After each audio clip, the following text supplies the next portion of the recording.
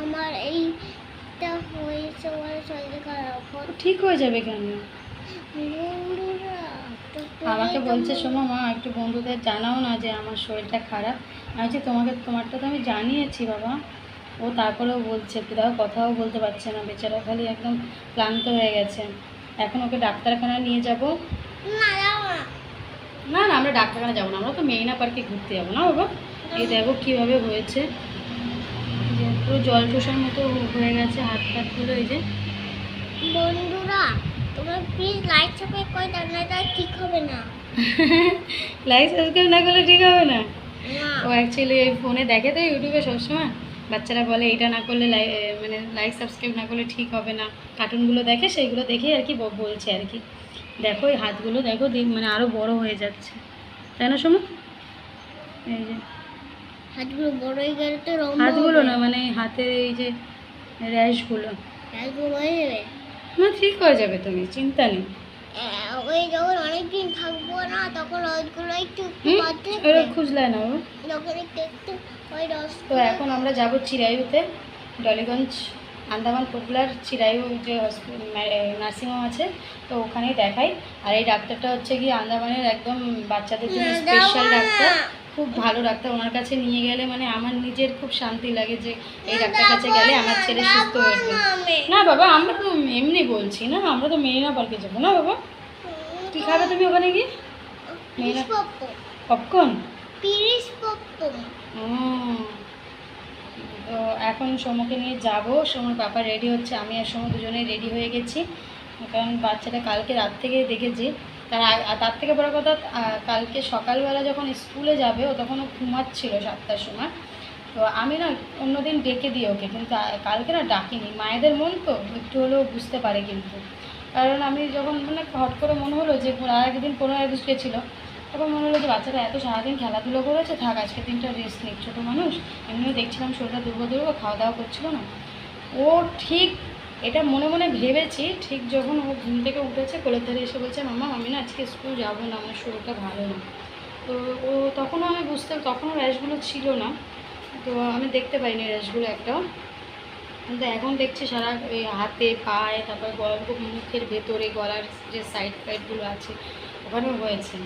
তো আগে একবার হয়েছিল সমর এইটা, কিন্তু তখন অনেক জ্বর এসেছিলো, খেতে পাচ্ছিল না। এবার মানে জ্বরটা আসেনি ঠাকুরের আশীর্বাদে, শুধু খেতে পাচ্ছে না, শরীরটা অনেক দুর্বল হয়ে গেছে, হ্যাঁ শুয়ে রয়েছে, খালি একটু পরপর শুয়ে পড়ছে আমার কোলে এসে।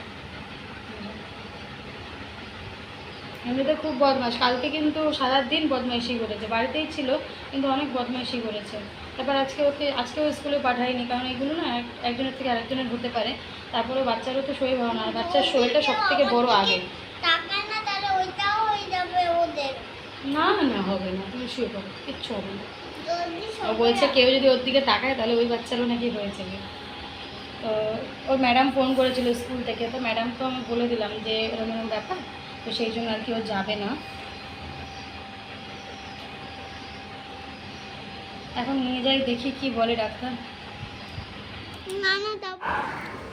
তো দেখো যে তোমাদের দেখানোর চেষ্টা করছিলাম যে কিভাবে হাতে এগুলো উঠেছে। এগুলো আমি আর কি ও রেডি হওয়ার আগেই আর কি, যখন স্নান করানো হয়নি ওকে তখনই আর কি এগুলো আর কি আমি ভিডিও করে রেখেছিলাম। তো দেখতেই পাচ্ছ সারা হাতে এরকম, আর পরে না আরও বড় বড় হয়ে গেছিলো। আর পায়ের তলায় টলায়, তারপরে মানে হাতের নিচে বগলে আর কি, এরম মানে হাঁটুতে, পায়ের হাঁটুতে, কনুইয়ে, দেখো হাতের কনুইয়ে, মানে এইসব জায়গায় আর কি হয়েছে। বাচ্চাটা একদম শরীরটা, আর এইগুলো হলে না বাচ্চাদের একদম শরীর দুর্বল করে দেয়। আগেও সমর হয়েছিল যেহেতু, ওই জন্য আমি আমি জানি, দেখেই আমি বুঝতে পেরেছি।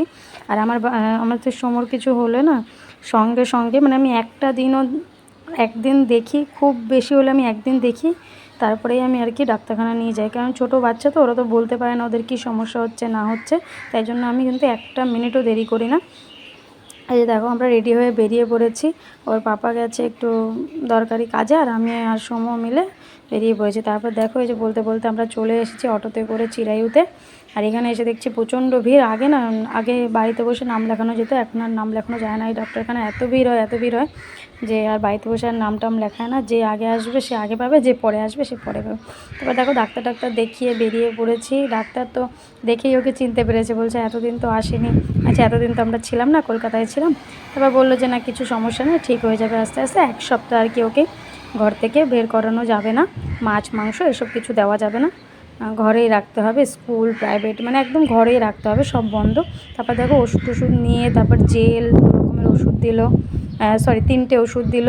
তারপর হচ্ছে জেল, সারা গায়ে লাগানোর মতো একটা ক্রিম দিল। মুখের ভেতরের জন্য, ঘাড়গুলোর জন্য একটা জেল দিয়েছে। এই ডাক্তারটা খুবই ভালো ডাক্তার। এই ডাক্তারের কাছে আসলে আমি জানি আমার ছেলে সুস্থ হয়ে যাবে। আর প্রচণ্ড ভিড় হয়েছিল কিন্তু ডাক্তারের কাছে। তারপর দেখো আমরা তো এসেছিলাম সকালবেলা, যেতে যেতে সেই 3টে বেজে গেছে আমাদের।